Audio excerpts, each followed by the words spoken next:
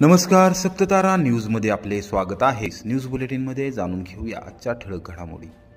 धर्मवीर छत्रपती संभाजी महाराज यांच्या बलिदान दिनानिमित्त श्री शिवप्रतिष्ठान हिंदुस्थानची कोरेगाव शहरातून मुक पदयात्रा।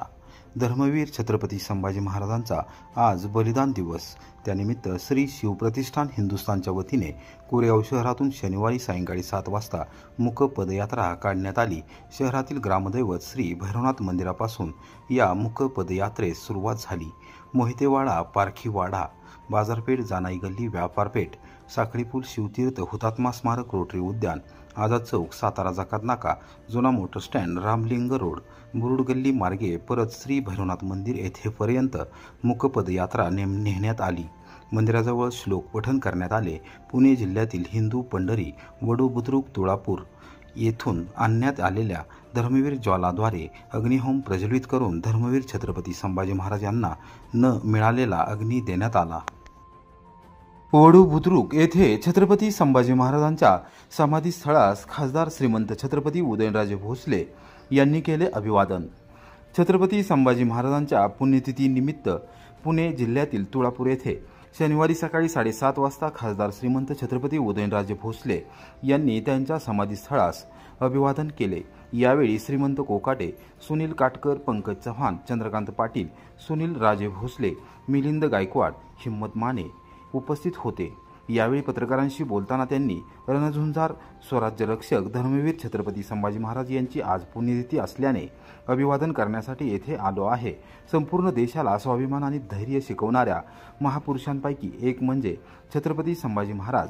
स्वराज्याच्या रक्षणासाठी आपल्या प्राणाची आहुती देणाऱ्या स्वाभिमानी व बाणेदार छत्रपतींना मानाचा मुजरा व पुण्यतिथीनिमित्त विनम्र अभिवादन केले असल्याचे त्यांनी सांगितले। आज स्वराज्याच्या सर्व शंभू भक्तांना विनंती आहे सर्वजण राहतोय की फोटो सेशन साठी आपण कृपया गर्दी करू नका। आज शंभू भक्तांना दर्शन हे महत्त्वाचं आहे, त्यामुळे आपलं दर्शन झाल्यानंतर कृपया आपण जागा सोडा, समाधी स्थळापासून थोडंसं बाजूला या। सर्वांना विनंती आहे, आपण आपली काळजी घ्यायची आहे आणि ज्यांना दर्शन घ्यायचं आहे त्यांनी कृपया रांगेतच या। ज्यांना बाहेरून दर्शन घ्यायचं आहे त्यांनी बाहेरच्या बाजूने प्रदक्षिणा घाला। अशा प्रकारचे सर्व शंभू भक्तांना विनंती आहे। या ठिकाणी शासकीय पूजेसाठी पुणे जिल्हा परिषदेचे मुख्य कार्यकारी अधिकारी गजानन पाटील साहेब हे उपस्थित आहेत। गजानन पाटील साहेब या ठिकाणी उपस्थित आहेत, त्यांचं ग्रामस्थांच्या वतीने मनपूर्वक हार्दिक आभार। पुणे जिल्हा श्री स्वामी समर्थ प्रगट दिनानिमित्त सोमवारी कोरेगाव येथे विविध कार्यक्रम। श्री स्वामी समर्थ प्रगट दिनानिमित्त कोरेगाव येथील श्री स्वामी समर्थ सेवा केंद्र ट्रस्टतर्फे सोमवार दिनांक 31 मार्च रोजी विविध धार्मिक कार्यक्रमांचे आयोजन करण्यात आले आहे। भाविकांनी श्रींचे दर्शन घेऊन या उत्सवात सहभागी व्हावे असे आवाहन करण्यात आले आहे। सोमवारी पहाटे श्रींच्या मूर्तीची महापूजा व चंदन लेपन कार्यक्रम होणार आहे। त्यानंतर सकाळी 7 वाजता श्रींचा अभिषेक, महापूजा व आरती सौ व श्री निलेश बाजीराव बर्गे यांच्या हस्ते होणार आहे। 9 वाजता श्रींचे नामस्मरण केले जाणार असून 10:30 वाजता ज्ञानाई महिला भजनी मंडळाच्या भजनाचा कार्यक्रम होणार आहे। दुपारी 12 वाजता श्रींच्या वरती पुष्पवृष्टी होणार असून आरती केली जाणार आहे। सायंकाळी 4:30 वाजता श्री संत सेवा महिला भजनी मंडळाचे भजन होणार आहे। 5 वाजता संगम माहुली येथील हरिभक्त पारायण निर्मला माने यांचे सुश्राव्य प्रवचन होणार आहे। सायंकाळी 7:30 वाजता श्रींची आरती व प्रसाद वाटप केले जाणार आहे। दिनांक 24 ते 30 मार्च या दरम्यान स्वामी सारामृत सप्ताहाचे आयोजन करण्यात आले आहे। भाविकांनी या उत्सव सोहळ्यात सहभागी व्हावे असे आवाहन श्री स्वामी समर्थ सेवा केंद्र ट्रस्टच्या वतीने करण्यात आले आहे।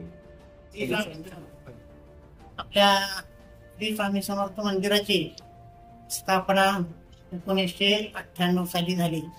त्यावेळेला आम्ही सुरुवातीला फोटो फ्रेम लावून पूजा करत होतो। त्यानंतर 2000 साली स्वामींची पंचधातूची मूर्तीची स्थापना 2000 साली होऊन त्यानंतर आम्ही प्रत्येक कार्यक्रम वर्षातून 5 कार्यक्रम घेतो। त्यामधला हा मुख्य कार्यक्रम म्हणजे स्वामींचा प्रगट दिन। या प्रगट दिना दिवशी आपल्या स्वामी मंदिरामध्ये गेली जवळजवळ 27 वर्ष आम्ही असे हे कार्यक्रम करतोय आणि त्यामध्ये कार्यक्रमाची रूपरेषा अशी राहील। श्री स्वामी समर्थांच्या मूर्तींची महापूजा व चंदनलेपन सकाळी 7 ते 8:30 श्रीना अभिषेक महापूजा आरती सौ श्री निलेश बाजीराव बर्गे यांचे शुभहस्ते होणार आहे। त्यानंतर सकाळी 9 ते 10 श्रींचे नामस्मरण, 10:30 ते 12 ज्ञानाई महिला भजनी मंडळ कोरेगाव यांचे भजन, 12 वाजता श्रींचे व पुष्पवृष्टी व आरती आणि त्यानंतर प्रसाद वाटप होईल। 4:30 ते 5:30 श्री संत सेवा महिला भजनी मंडळ कोरेगाव यांचे भजन आणि त्यानंतर 5:30 ते 7 हरिभक्त परायण सौ निर्मला माने संगम माऊली यांचे सुश्राव्य प्रवचन होणार आहे। त्यानंतर नेहमीप्रमाणे 7 वाजता श्रींची आरती व नंतर प्रसाद वाटप होईल। या सोहळ्यासाठी श्री स्वामी समर्थ सारामृत सप्ताह गेल्या 24/3/25 पासून 30/3/25 पर्यंत असणार आहे। सर्व स्वामी भक्तांनी याचा अवश्य लाभ घ्या। श्री स्वामी ईश्वर चव्हाण यांनी पोलीस उपनिरीक्षक पदाला गवसणी घालून एकंबे गावाचा नावलौकिक वाढवला। संतोष चव्हाण एकंबे ग्रामस्थांतर्फे नागरी सत्कार।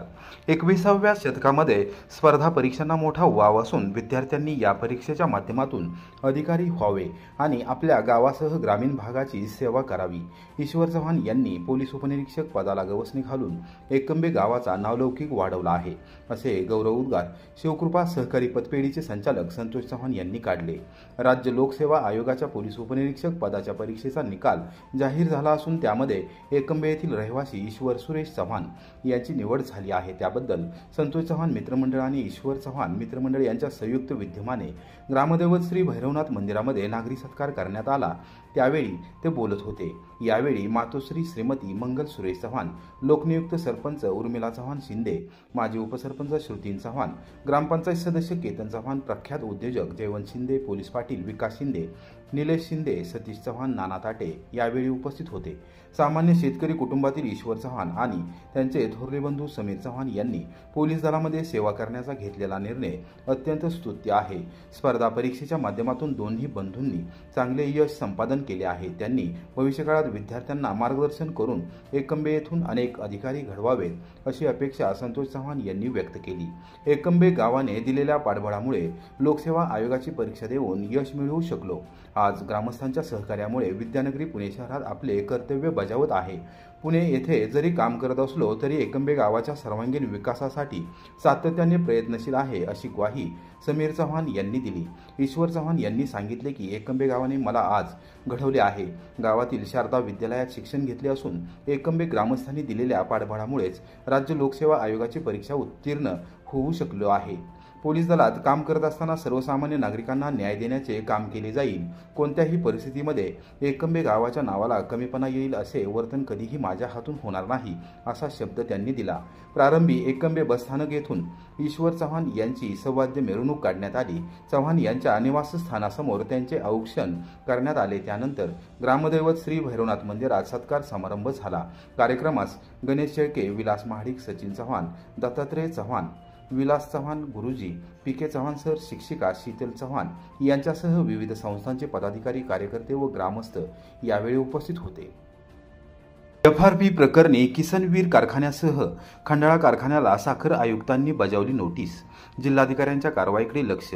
गळीत हंगाम 2021 मधील शेतकऱ्यांची FRP नुसार असणारी देणी थकवल्याप्रकरणी किसनवीर सातारा सहकारी साखर कारखाना आणि खंडाळा सहकारी साखर कारखान्यास साखर आयुक्तांनी मालमत्ता जप्तीची नोटीस बजावली आहे।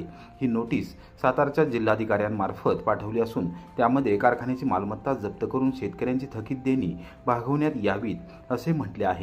या संदर्भात साखर आयुक्त कार्यालयातून शनिवारी दुपारी 4 वाजता माहिती मिळाली आहे।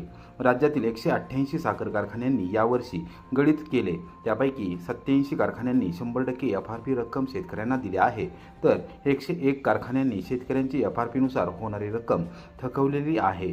त्यामुळे शासनाच्या नियमानुसार ऊस बिले न देणाऱ्या कारखान्यांवर FRP कायद्यानुसार कारवाई केली जाते। त्यानुसार साखर आयुक्तांनी राज्यातील 19 साखर कारखान्यांना RRCची नोटीस बजावली आहे। यामध्ये भुईंज येथील किसनवीर सातारा सहकारी साखर कारखाना व खंडाळा सहकारी साखर कारखान्याचा समावेश आहे।